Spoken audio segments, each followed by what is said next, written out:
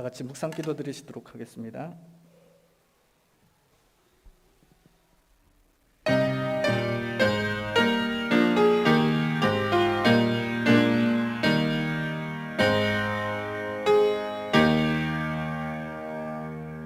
온 땅이여 여호와께 노래하며 그의 구원을 날마다 선포할지어다. 그의 영광을 모든 민족 중에 그의 기이한 행적을 만민 중에 선포할지어다. 여호와는 위대하시니 극진히 찬양할 것이요 모든 신보다 경외할 것이며 만국의 모든 신은 헛것이나 여호와께서는 하늘을 지으셨도다. 아멘.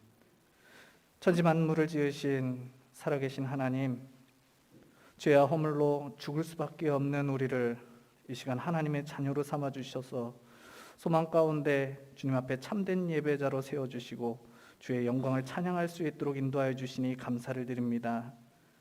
이 시간 죄와 허물로 가득했던 지난 우리의 삶을 주 앞에 회개하며 신령과 진정으로 예배드리오니 주 성령 임하여 주셔서 성령 안에서 우리의 심령이 새로워지며 믿음이 더욱 성장하는 은혜의 시간이 되어질 수 있도록 인도하여 주옵소서.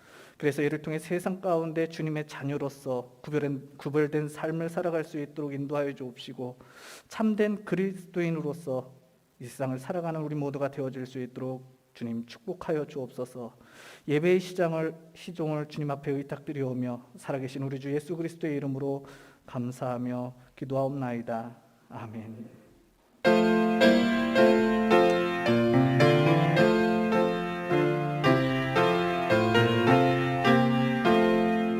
전능하고 놀라우신 나의 주님 구세주, 거룩하신 은혜의 왕 주를 경배합니다.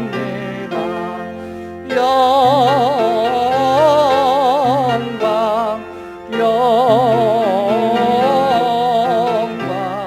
주의 이름 찬양해. 영광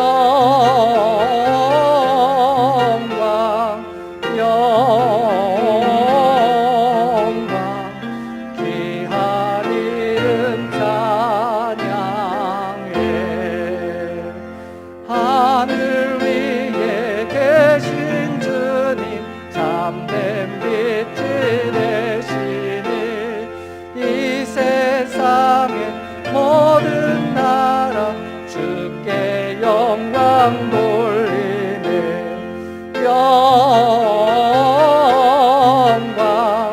영광 주의 이름 찬양해.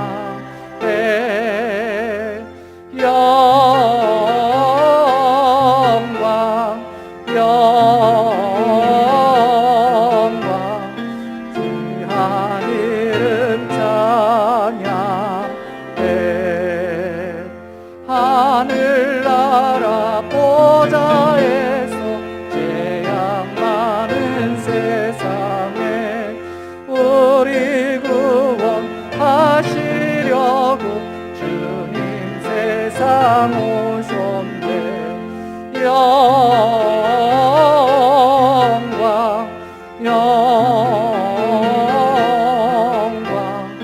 주의 이름 찬양해. 영광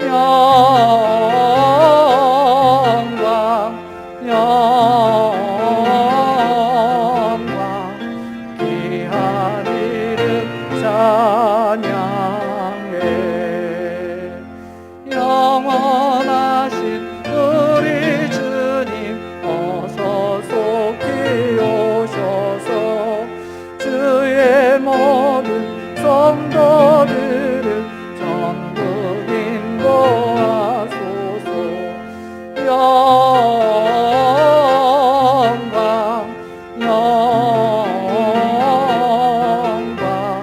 주의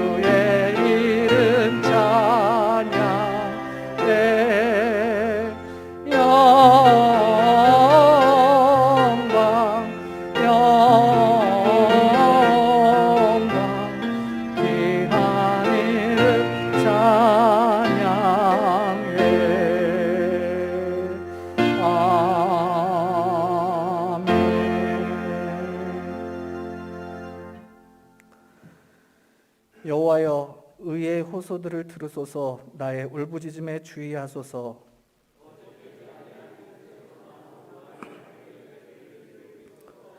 주께서 나를 판단하시며 주의 눈으로 공평함을 살피소서.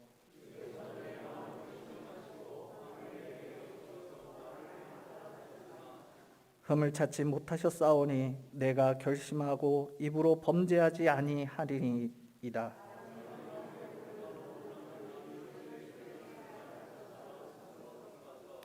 포악한 자의 길을 가지 아니하셨사오며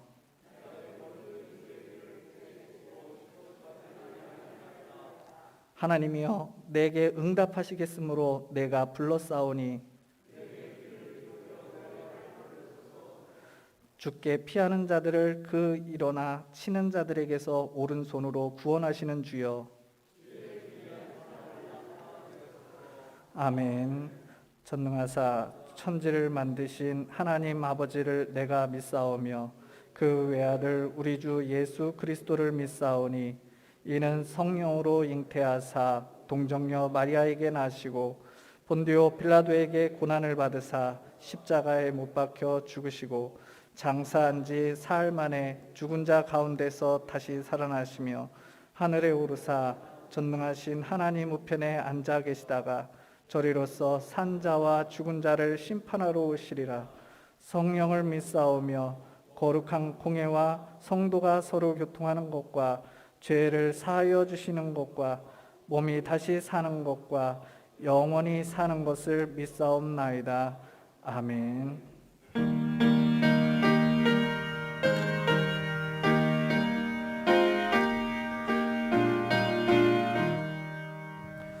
온 세상이 캄캄하여서 참 빛이 없었더니 영광 나타나 온 세상 빛이었네. 영광의 주, 영광의 주, 밝은 그 빛 내게 비추었네. 영광의 주, 영광의 주, 이 세상의 빛은 오직 주 예수님. 주 말씀을 믿는 사람은 그 마음이 시원하고 주 영령을 준행하는 그 길이 환하겠네. 영광의 주, 영광의 주, 밝은 그 빛 내게 비추었네. 영광의 주, 영광의 주, 이 세상의 빛은 오직 주 예수님. 제 가운데 사는 사람은 그 눈이 어두워도 그 죄악을 씻는 날에는 눈이 밝아지네. 영광의 주, 영광의 주, 밝은 그 빛 내게 비추었네. 영광의 주, 영광의 주, 이 세상의 빛은 오직 주 예수님. 우병인 장로님 나와서 기도 인도해 주시겠습니다.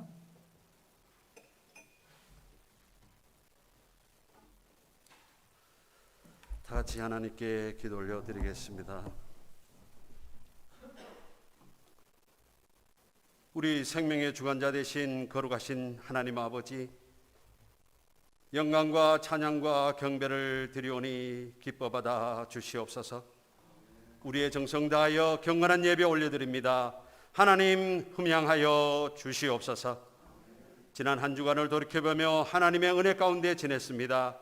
하나님의 도우시는 손길이 우리 삶을 형통케 하셨고 평안케 하셔서 이 한 시간 또 주님 앞에 나오게 하시니 감사를 드립니다. 그러나 주님 앞에 온전하지 못했던 말씀에 순종하지 못했고 또는 세상의 빛의 자녀로 살지 못한 부분들, 하나님의 영광을 가려웠던 부분들이 있다면 주님 용서하여 주시옵소서. 하나님의 뜻을 이 땅에 펼쳐가는 믿음의 자녀들로 살아가게 역사하여 주시옵소서. 걸어가신 하나님, 이 땅에 전쟁이 종식되고 하나님의 평화의 땅이 되게 하신 아버지 하나님, 호국의 보훈의 달을 맞이했습니다. 이 나라를 위하여 목숨 바친 귀한 영령들을 위로하시고 그 자녀들을 축복하여 주시옵소서.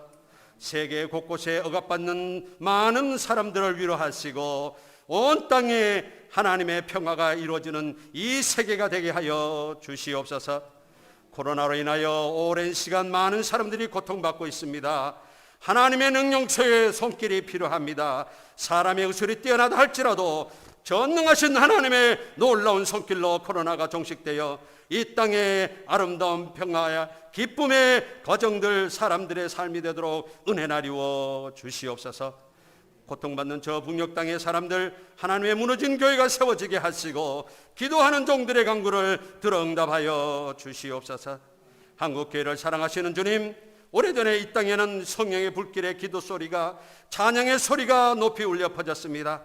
이제는 외면당하고 교회들이 사람들로부터 손가락질 받는 경제와 아버지와 물질의 아버지와 노예가 되는 교회들이 되었습니다. 하나님, 다시 한번 회개의 불길을 열어주시고 교회가 세상을 향하여 정의의 빛을, 생명의 빛을 비추는 아름다운 한국교회가 되도록 은혜 나리워 주시옵소서. 걸어가신 아버지 하나님, 우리 사는 교회를 사랑하셔서 아버지 하나님, 지난 화재로 인하여 어려운 가운데서도 많은 교회와 많은 아름다운 손길들로 기도와 아버지 하나님 물질로 도움을 받게 하시니 감사합니다. 아버지 하나님, 이제는 우리 교회가 다시 한번 저 어려운 교회들을 위하여, 독립하지 못한 교회를 위하여, 아버지 하나님 고통 가운데 있는 귀한 성도들을 위하여 베풀고 나누고 섬기는 복된 교회로 성장하도록 은혜 나리워 주시옵소서. 하나님 아버지, 복구공사가 모든 일정이 모두 마무리될 때까지 하나님의 사랑하는 손길이 어루만져 주시고, 특별히 교회가 새롭게 단장된 만큼 우리 성도들의 마음도, 성도들의 믿음도 성령으로 새롭게 변화되어 다시 한번 결단하고 주님 앞에 서는 귀한 은혜를 허락하여 주시옵소서. 우리 사는교회가 선교하고 구제하는 데 앞장서게 하시고 지역사회의 참 사랑의 빛으로 우뚝 서게 역사하여 주시옵소서. 사랑의 하나님, 우리 사랑하는 담임 목사님 함께 하셔 주시고 늘 강건한 손길로 붙들어 주시되, 특별히 오늘은 한승교회에 하나님 말씀을 증거하시며 교회에 치료하는 모든 일들을 행하실 때에 하나님의 은혜가 충만케 하여 주시옵소서. 아버지 하나님, 사람 목사님이 교회 내와 대외적으로 모든 일을 맡은 일을 감당하실 때 조금도 어려움 없도록 성령께서 크신 은혜로 충만케 하옵소서. 특별히 오늘 단위에 세우신 우리 사랑하는 이천범 목사님 함께하여 주시고 능력의 말씀이, 생명의 말씀이 선포되게 하시며 듣는 우리들에게는 크신 은혜로 또 한 주간을 기쁨으로 지낼 수 있는 놀라운 축복의 시간이 되게 하여 주시옵소서. 귀한 어린이들을 섬기고 아버지 하나님 목사님을 돕는 사랑하는 부목사님, 또 박희수 목사님 함께하여 주시고 늘 강건하게 하셔서 하나님의 귀한 사명 감당할 때에 어려움 없도록 은혜 나리워 주시옵소서. 사랑의 하나님, 우리 사랑하는 성도들을 위하여 간구합니다. 특별히 하나님의 교회에 속한 노령에 계시는 분들, 장로님, 권사님, 집사님, 성도님들, 우리 하나님 지켜 주시옵소서. 연약한 육신으로 붙들고 하나님 앞에 기도하고 하나님 앞에 예배하러 나옵니다. 하나님 강건하도록 주님 은혜 나리워 주시옵소서. 식사도 잘하게 하시고 그 정신도 맑게 하시고 연약한 부분 없이 나라와 교회와 자녀들을 위한 그 간구가 이루어지는 놀라운 축복의 삶을 누리도록 은혜 나리워 주시옵소서. 아버지 하나님, 코로나로 인하여 삶의 터전이 무너지고 경제적으로 고통 가운데 있는 사랑하는 성도들의 가정, 또 직장의 문을 닫고 일터를 문 닫는 어려움이 있는 가정들 주님 위로하시고 어서 속히 정상적으로 회복되는 귀한 은혜를 더하여 주시옵소서. 가정의 구원을 위하여 기도합니다. 자녀들의 장래와 아버지 하나님 학업하는 자녀들, 결혼을 앞둔 자녀들을 위하여 간절히 부르짖는 저들의 간구를 들어주시옵소서. 하나님의 손길이 필요합니다. 주여 축복받는 기쁨과 감사가 넘치는 가정들로 변화되게 역사하여 주시옵소서. 특별히 질병으로 고통 가운데 있는 사랑하는 영혼들 지켜주시고 그 질병에서 회복되어 하나님 앞에 예비하며 하나님의 영광을 이루며 간증하는 삶으로 나아가도록 우리 하나님 은혜 나리워 주시옵소서. 혹이라도 코로나 내어 믿음이 나태하고 게을러지고 말씀의 아버지 하나님의 소홀해지는 일이 없도록 성령께서 귀한 성도들의 가정과 저들의 모든 손길을 지켜주시옵소서. 하나님 아버지 제단을 통하여 섬기는 귀한 손길들 하나님 축복하시고 저들의 손길을 통하여 하나님의 교회가 더욱더 든든히 세워져가는 귀한 은혜가 있게 하여 주시옵소서. 오늘 이 예배를 주님 함께 올려드립니다. 주님 기뻐하시고 축복하셔서 우리에게는 크신 하나님 은혜의 시간으로 삼아 주시옵소서. 나의 구주 되시어 축복하시고 인도하시는 예수 그리스도의 이름으로 간절히 기도 올려옵나이다.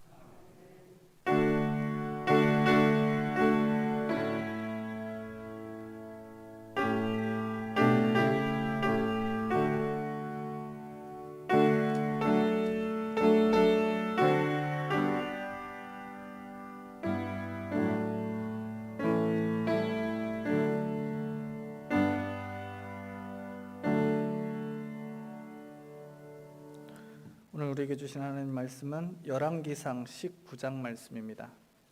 열왕기상 19장 1절로 8절까지의 말씀입니다. 우리 다 찾으셨으면 한 절씩 교독하도록 하겠습니다.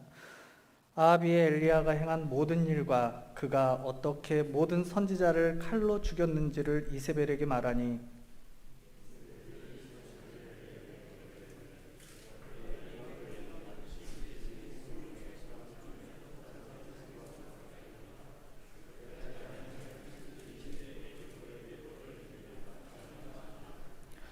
그가 이 형편을 보고 일어나 자기의 생명을 위해 도망하여 유다에 속한 브엘세바에 이르러 자기의 사안을 그곳에 머물게 하고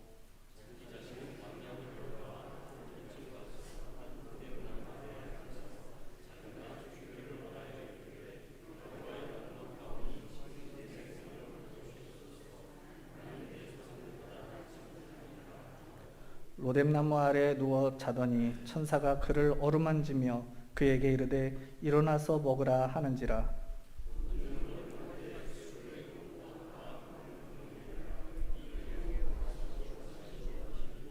여호와의 천사가 또다시 와서 어루만지며 이르되 일어나 먹으라. 내가 갈 길을 다 가지 못할까 하노라 하는지라.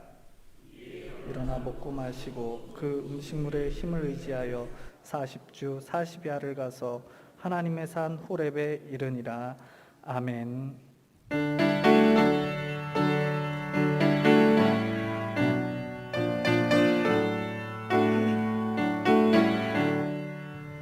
내 모든 시험 무거운 짐을 주 예수 앞에 아뢰이면 근심에 쌓인 날 붙들고사 내 근심 모두 무거운 짐을 나 홀로 지고 견디다 못해 쓰러질 때 불쌍히 여겨 구원해 주리 은혜의 주님 오직 예수 내 모든 괴로움 닥치는 환난 주 예수 앞에 아뢰이면 주께서 친히 날 구해 주사 넓으신 사랑 베푸시네 무거운 짐을 나 홀로 지고 견디다 못해 쓰러질 때 불쌍히 여겨 구원의 주님, 은혜의 주님, 오직 예수.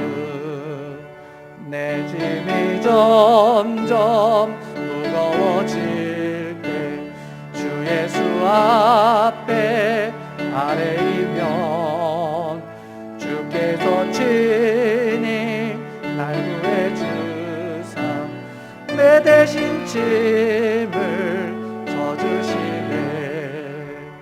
무거운 짐을 나 홀로 지고 견디다 못해 쓰러질 때 불쌍히 여겨 구원의 주님, 은혜의 주님, 오직 예수. 마음의 시험 무서운 죄를 주 예수 앞에 아뢰이면 예수는 나의 능력이 되사 세상을 이길 힘주시네. 무거운 짐을 나 홀로 지고 견디다 못해 쓰러질 때 불쌍히 여겨 구원의 주님, 은혜의 주님, 오직 예수. 아멘.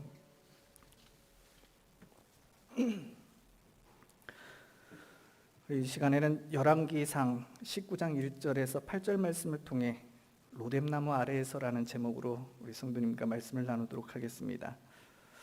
우리가 살아가는 이 세상을 우리는 광야에 비유하는 경우들이 참 많이 있습니다. 사람이 살다 보면 누구나 한 번쯤은 광야와 같은 인생을 경험하기 때문입니다. 광야는 그 끝을 알 수 없고 길도 없는 곳을 우리는 광야라고 합니다.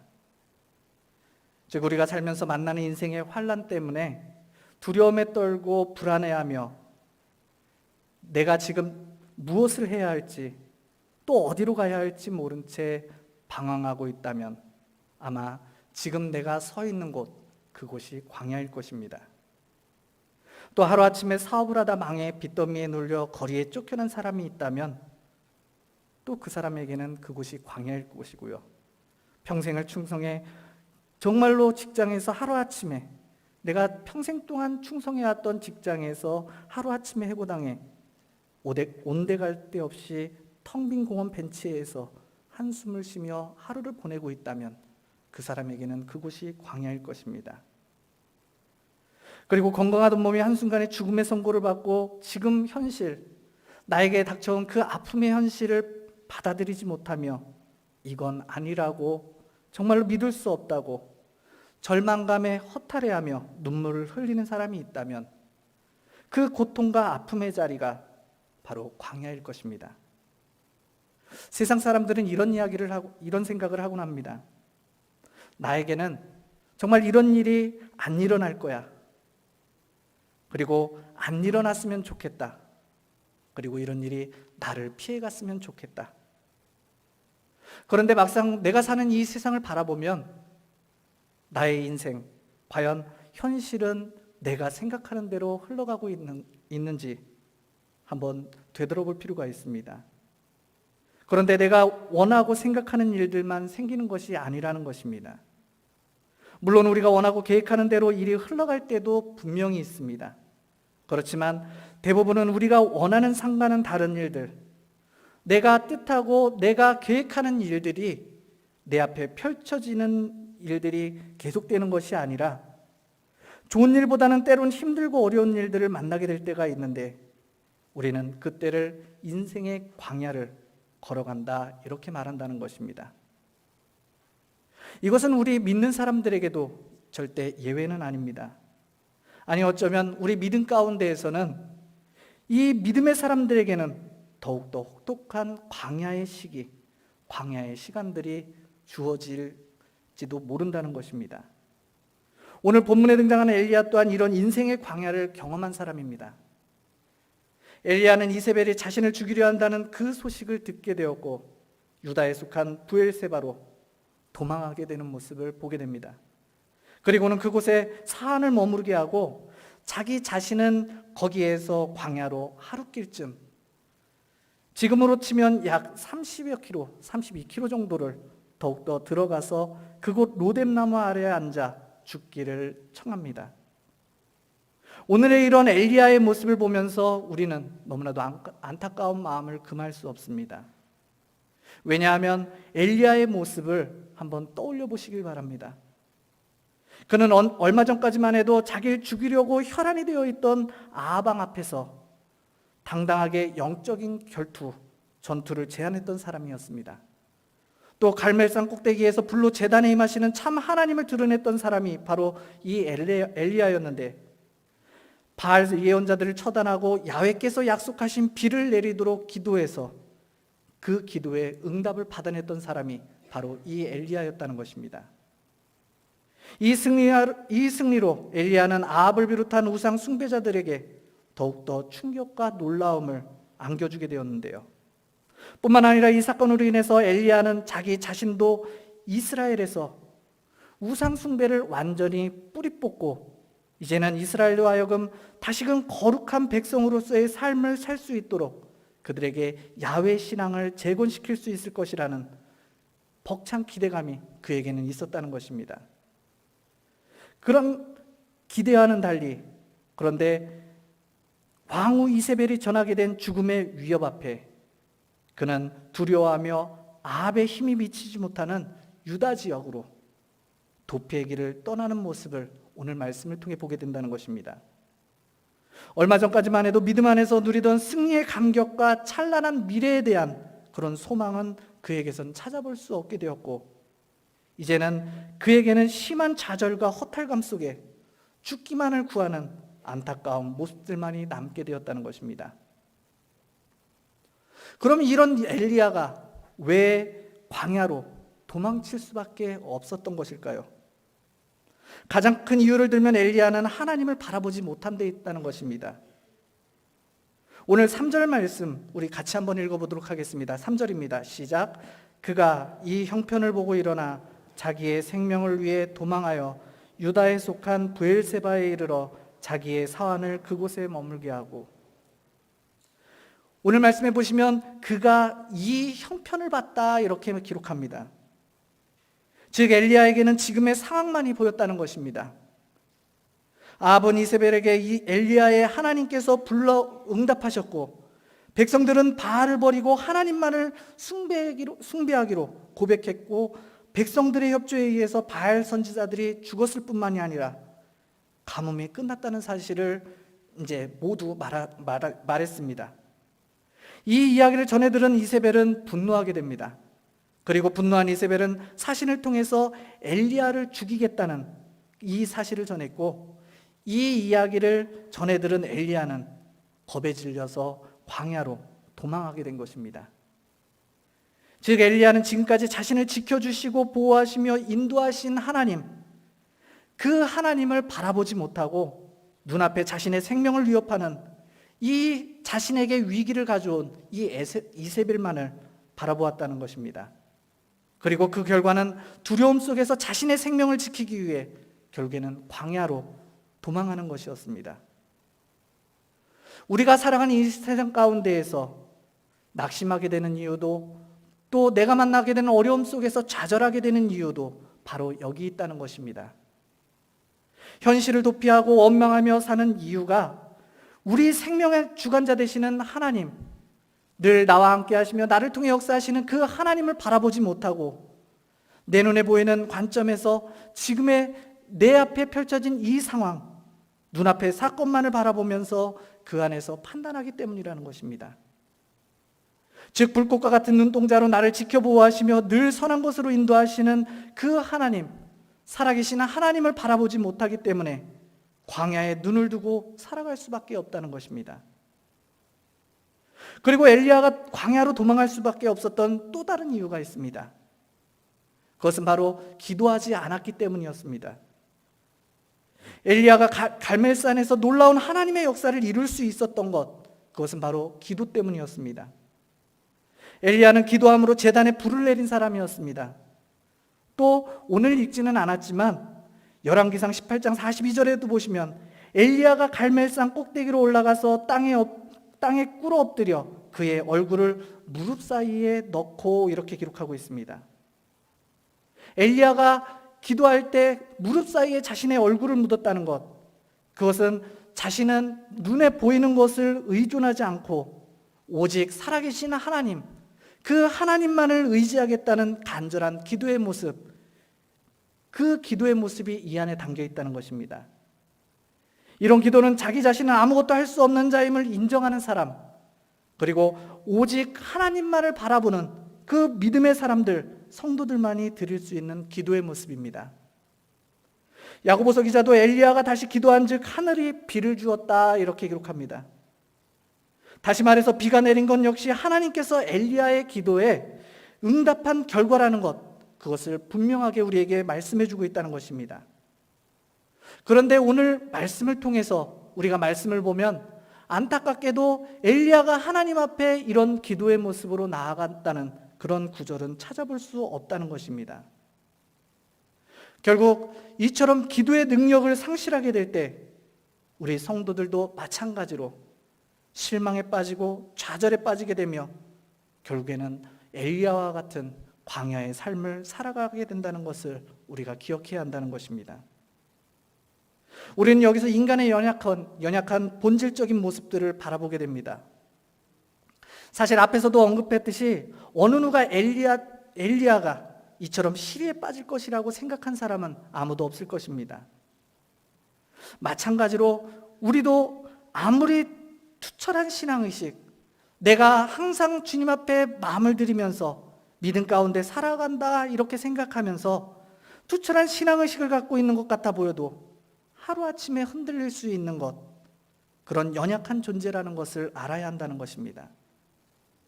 그런데 이처럼 시리에 빠져 모든 것을 포기한 순간에 하나님께서는 이 엘리야를 찾아오십니다. 그리고는 엘리야를 회복시켜 주십니다. 이 시간 엘리야를 찾아오셔서 회복해 주시고 또 다시 일으켜 그 사명을 감당케 하신 하나님, 그 하나님을 오늘 말씀을 통해 만나는 저와 여러분이 되어질 수 있길 간절히 부탁드립니다. 그래서 그 하나님을 붙잡고 오늘의 삶 속에 닥쳐있는 여러 환경 속에서 늘 승리의 삶을 살아가는 우리 산업교회 모든 성도님들이 되어질 수 있길 주의 이름으로 간절히 축원합니다. 자, 그럼 오늘 엘리야에게 찾아오신 하나님, 그 하나님은 어떤 분이셨을까요? 첫 번째, 절대 포기하지 않으시는 분. 그 하나님은 포기하지 않으시는 분이셨습니다. 우리 4절 말씀 같이 한번 읽어보도록 하겠습니다. 4절입니다. 시작. 자기 자신은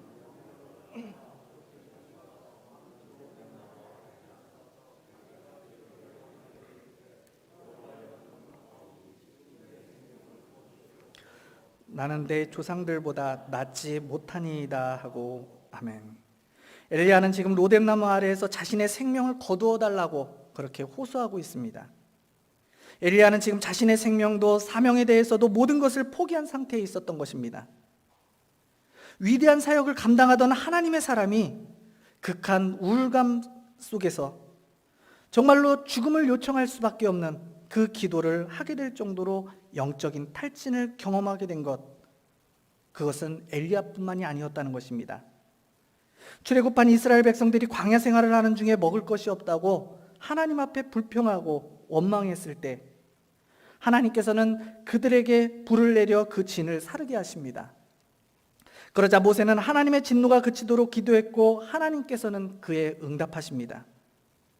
이 일 후에도 백성들이 먹을 것이 없다고 하나님 앞에 불평하면서 울게 되자 모세는 이스라엘 백성들을 이끄는 지도자로서 느끼는 막중한 책임감과 공고함을 하나님 앞에 토로하면서 이렇게 기도합니다. 구하옵나니 내게 은혜를 베푸사 즉시 나를 죽여 나로 나의 곤고함을 보지 않게 하옵소서. 그런데 엘리야도 예외가 아니었던 것입니다. 그렇지만 하나님께서는 이런 엘리야를 포기하지 않으십니다. 오히려 엘리야가 모든 것을 포기한 순간에 기대를 가지고 다시금 이 엘리야를 찾아오셔서 엘리야를 회복시켜 주십니다. 우리가 믿는 하나님은 바로 이런 분이십니다. 삶의 의미를 잃고 시리에 빠져 모든 것을 포기한 순간에 찾아오셔서 다시금 하나님을 향한 열정을 회복시켜 주시는 분, 그분이 바로 우리가 믿는 하나님이라는 것입니다.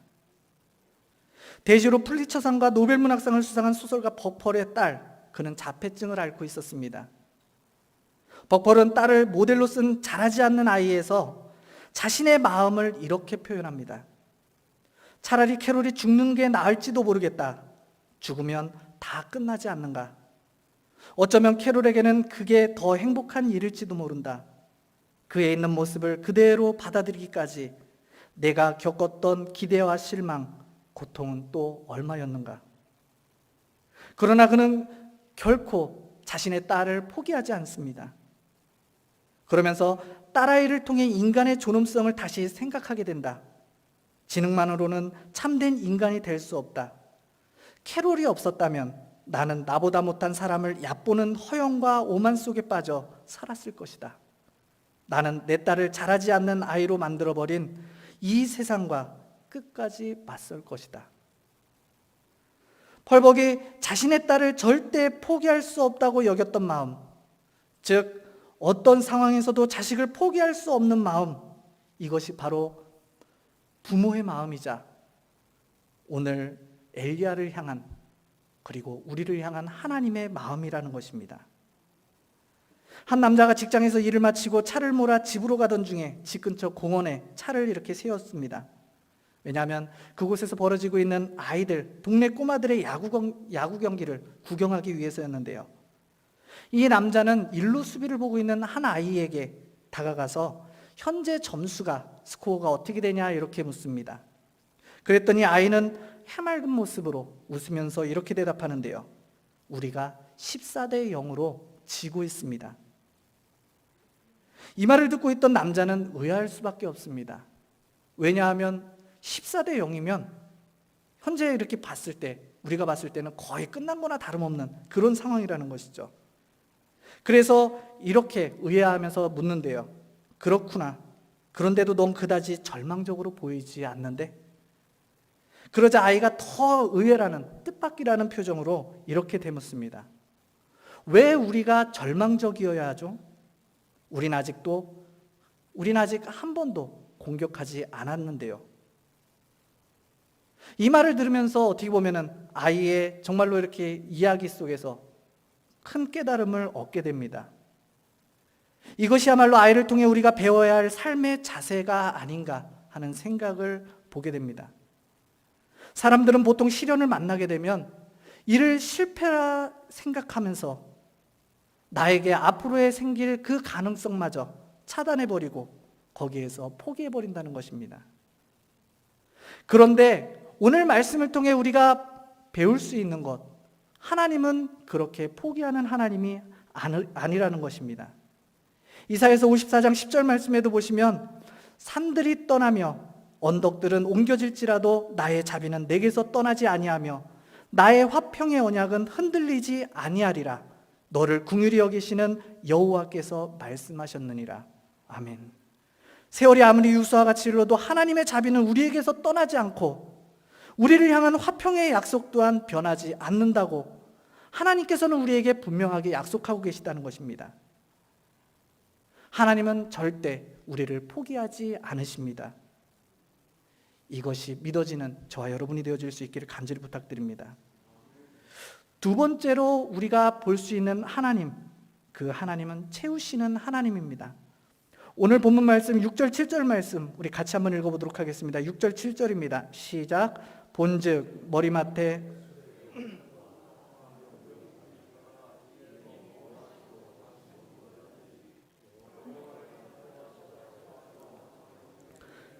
일어나 먹으라. 내가 갈 길을 다 가지 못할까 하노라 하는지라. 아멘. 로뎀나무 아래에 누워 자는 엘리야에게 천사가 찾아와 먹을 것을 권합니다. 지금 엘리야는 브엘세바를 떠나 이후 음식을 거의 먹지 못해 매우 지쳐 있었던 상태입니다. 그런 엘리야에게 하나님께서 찾아오셔서 엘리야의 지금 정말로 필요한 것이 무엇인지 알고 그 필요를 채워주십니다.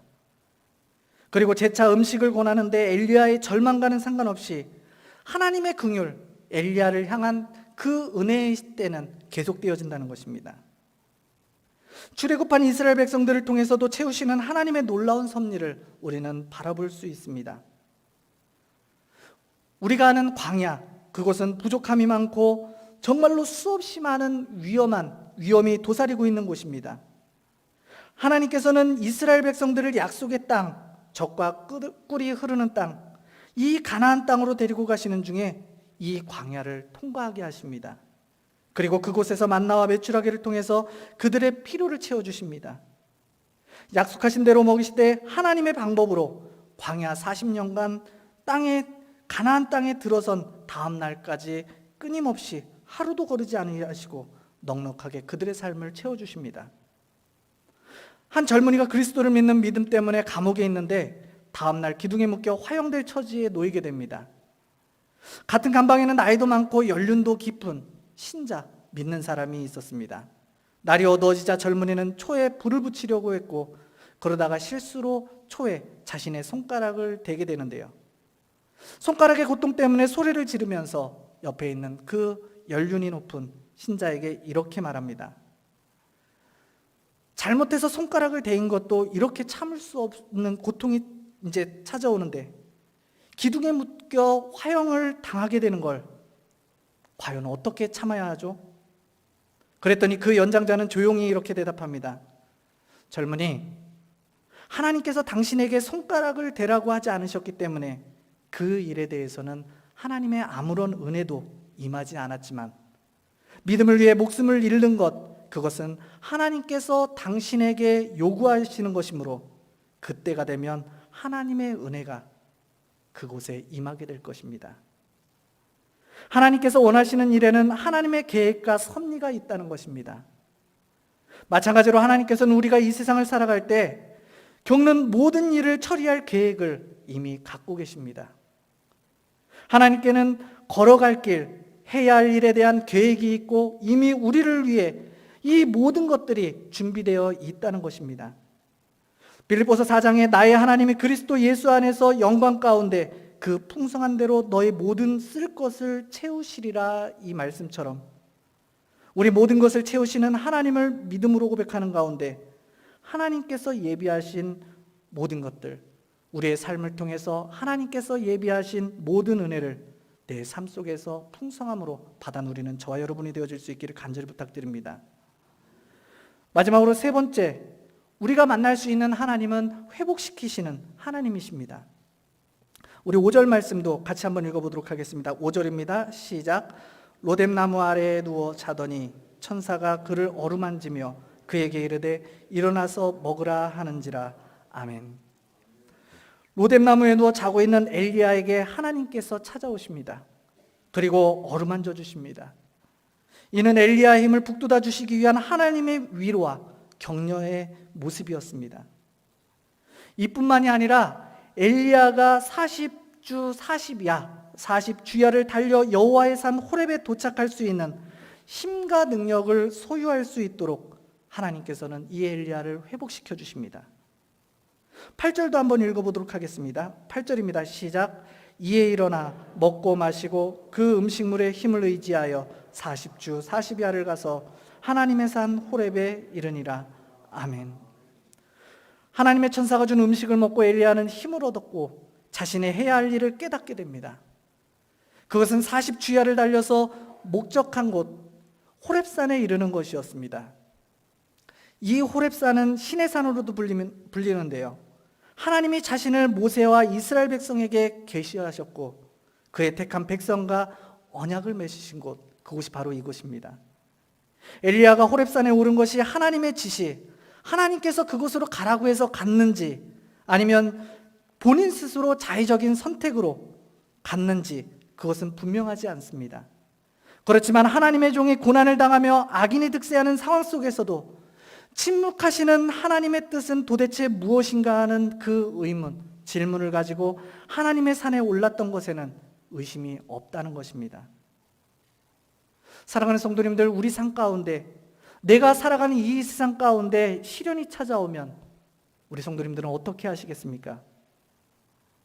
생각지도 못한 어려움을 만나게 되면 과연 나는 어떻게 해야 할까요? 두려움에 외면하고 도망갈 수도 있습니다. 그렇지만 내가 진정 그리스도인이라면 분명히 알아야 할 것이 있습니다.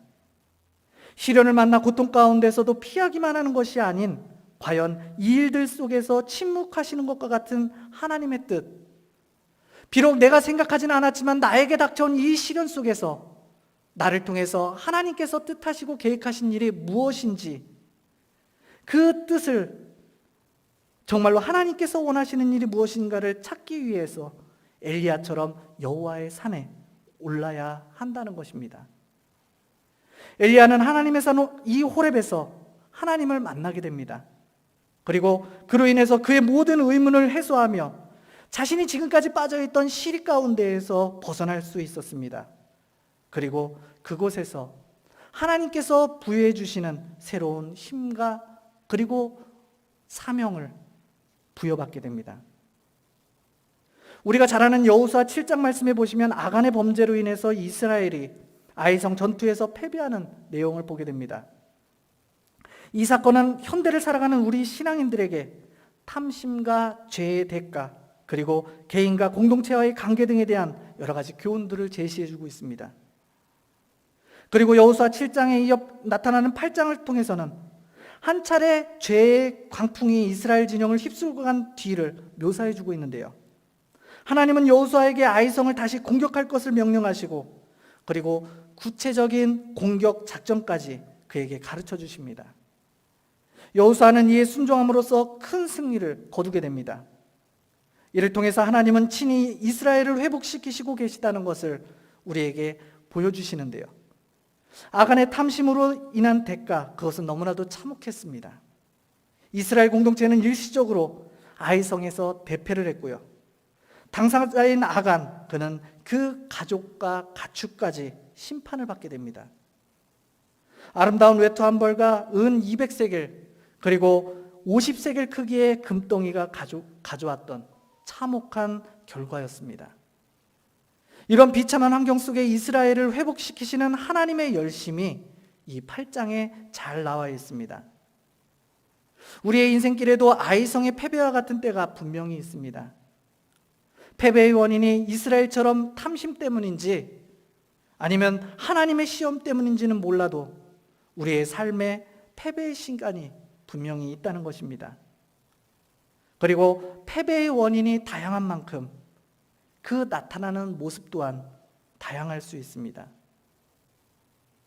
우리가 삶 속에 경험하는 쉽게 고쳐지지 않는 질병일 수도 있고 우리가 경영하는 사업의 실패일 수도 있습니다.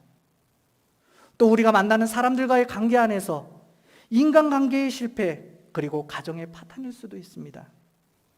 그러나 우리는 우리의 패배, 우리가 경험하게 되는 이러한 패배는 반드시 회복되어진다는 것을 기억하시길 바랍니다. 왜냐하면 패배를 허락하시는 하나님께서 우리를 그 상태, 아픔의 자리에 그대로 머물게 하시지 않으신다는 것입니다. 하나님은 고치시고 싸매주시는 분이십니다. 하나님은 예수 그리스도를 통한 극진하신 사랑 안에서 우리의 삶을 형통케 하고 풍성하도록 우리를 인도하시는 분이시기 때문입니다. 다만 우리의 신앙을 더욱 견고하게 하기 위해 잠시 고난을 허락해 주실 뿐인데요.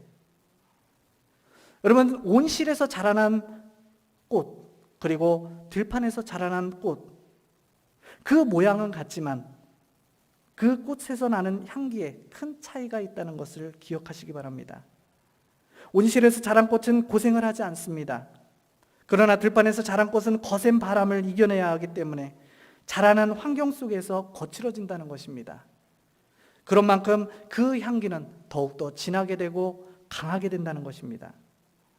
우리의 삶 속에는 오늘의 어려움에 낭망하지 말고 우리가 살아가는 이 세상 속에서 만나게 되는 어려움 속에서 그 어려움 앞에 낭망하는 삶이 아니라 그 패배 속에 담겨있는 하나님의 뜻, 하나님께서 지금의 아픔을 통해서 나를 통해 원하시는 일이 무엇인지 그것을 구하는 가운데 그 뜻을 깨닫고 회복의 소망을 가지며 살아가야 한다는 것입니다. 여호수아를 격려하시며 두려워하지 말라 놀라지 말라고 하셨던 하나님이 우리와 함께 하시기 때문입니다. 오늘 말씀을 정리해 보면 엘리야가 로뎀나무 아래에서 만났던 절대 포기하지 않으시고 채우시고 회복시키시는 하나님, 그 하나님을 우리가 이 시간 만날 수 있기를 간절히 소망합니다. 그래서 우리가 처한 환경 속에서 정말로 때론 힘들고 어려운 일들이 우리 앞에 닥쳐올지라도 이를 담대함으로 이겨내시고 하나님께서 주시는 승리의 삶을 오늘의 삶 속에 살아내시는 저와 여러분이 되어질 수 있길 주의 이름으로 간절히 축원합니다. 기도하겠습니다. 사랑이 많으신 하나님, 오늘 엘리야를 통해서 우리 인생을 되돌아보게 하시니 감사를 드립니다. 하나님, 우리도 인생을 살다 만나게 되는 광야 앞에서 때로는 하나님을 바라보지 못하고 세상을 바라보며 살아갈 때가 너무나도 많았습니다. 또 기도하지 못하고 두려워하며 내 자리, 지켜야 할 자리에서 도망하는 내 모습을 바라볼 때가 너무나도 많았습니다. 그렇지만 엘리야가 하나님과의 인격적인 만남을 통해 다시금 하나님의 뜻 가운데 맡겨진 사명들을 감당하고 승리의 인생을 살았던 것 같이 이 시간 나를 절대 포기하지 않으시고 채우시며 회복시키시는 그 하나님을 만나는 우리 한 사람 한 사람이 되어질 수 있도록 인도하여 주옵소서. 그래서 광야와 같은 인생길에서 그럼에도 불구하고 나를 향해 계획하신 하나님의 뜻을 이루어가는 믿음의 삶을 살아가는 우리 산원교회 모든 성도님들이 되어질 수 있도록 주님 인도하여 주옵소서. 모든 것 감사드리오며 우리 주 예수 그리스도의 이름으로 기도하옵나이다. 아멘.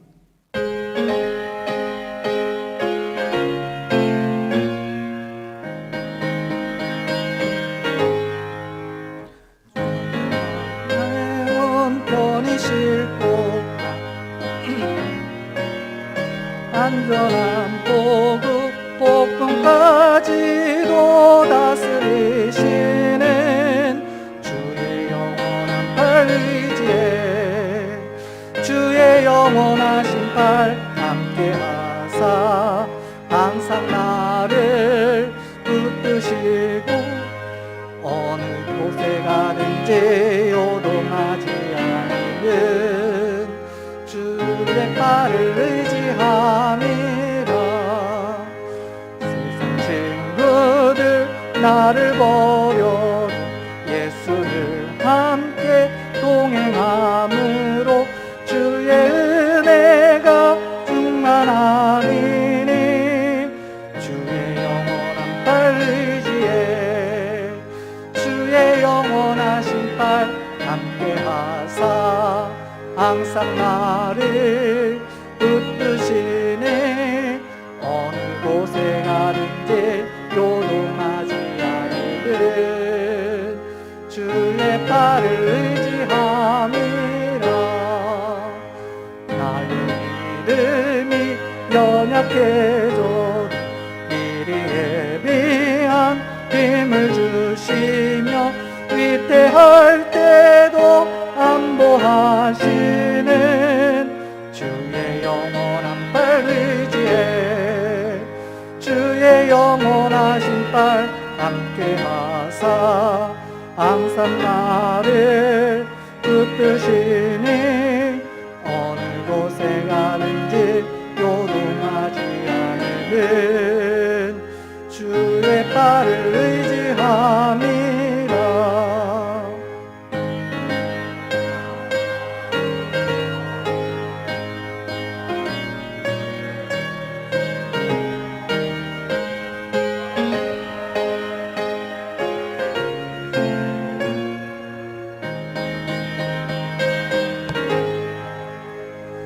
주의 영원하신 팔 함께 하사 항상 나를 붙드시니 어느 곳에 가든지 요동하지 않는 주의 팔을 의지함이라.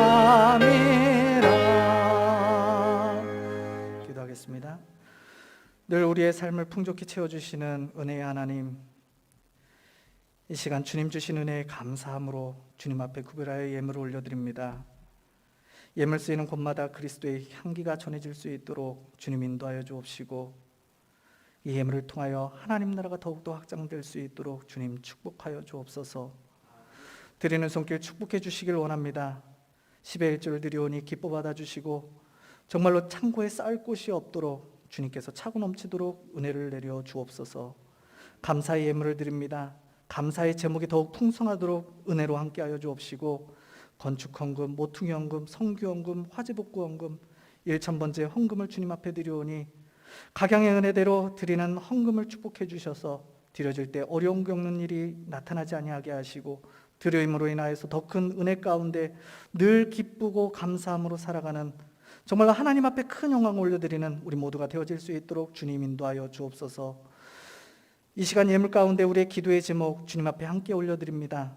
하나님, 드려진 그 기도의 제목 무엇인지 아시는 주님께서 모든 기도 제목에 기름 부어 주옵시고 정말로 우리의 기도 제목이 황충의 녹같이 땅에 떨어지는 것이 아니라 모든 기도가 하나님 은혜 안에서 응답받는 참 평안을 기쁨으로 누리는 복된 삶들이 되어질 수 있도록 주님 축복하여 주옵소서. 모든 것 감사드리오며 우리 주 예수 그리스도의 이름으로 기도하옵나이다. 아멘.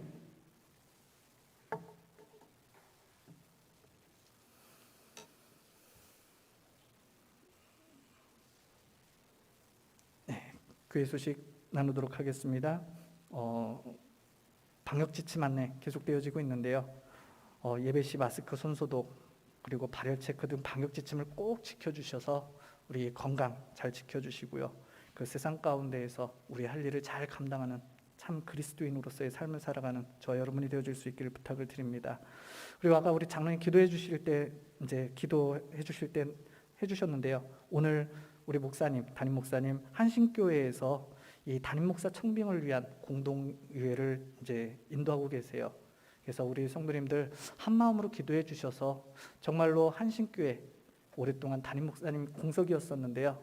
그 자리가 하나님 기뻐하시는 사람으로 세워질 수 있도록 인도하시고 이 기회를 통해서 한신교회가 더욱더 믿음 안에서 하나 되어질 수 있도록 우리가 축복하면서 함께 기도해 주시면 좋을 것 같습니다. 그리고 특별기도 우리 같이 해주시면 좋을 텐데요. 예배가 회복되어질 수 있도록 이 자리에 지금 비록 코로나 때문에 함께하지 못하는 분들, 마음은 있지만 함께하지 못하는 분들 많이 계실 텐데요.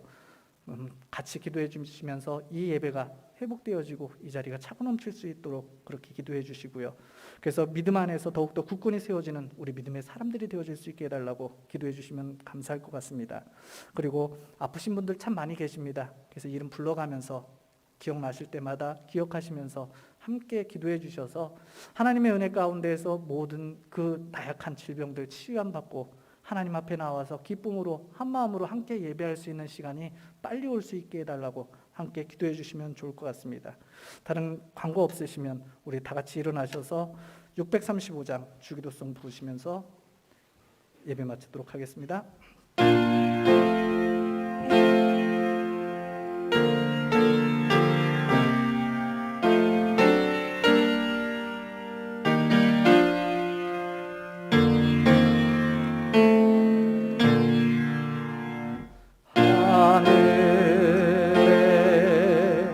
계신 아버지 이름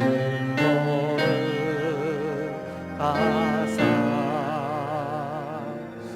주님 나라 임하시고 뜻이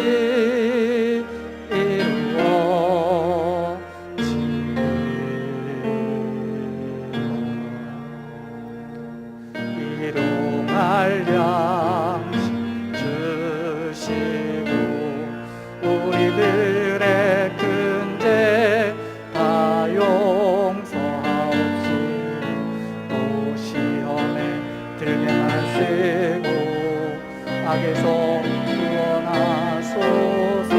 내게 주의 나라 주의 권세 주의 영광 영원히 아멘.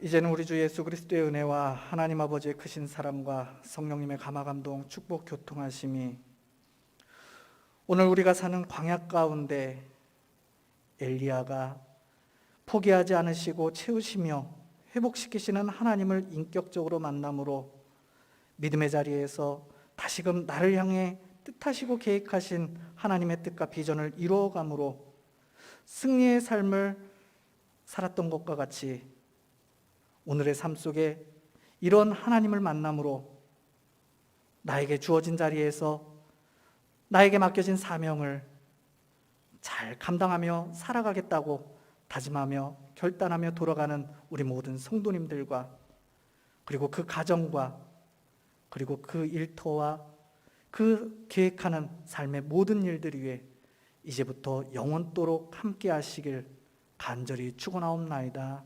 아멘.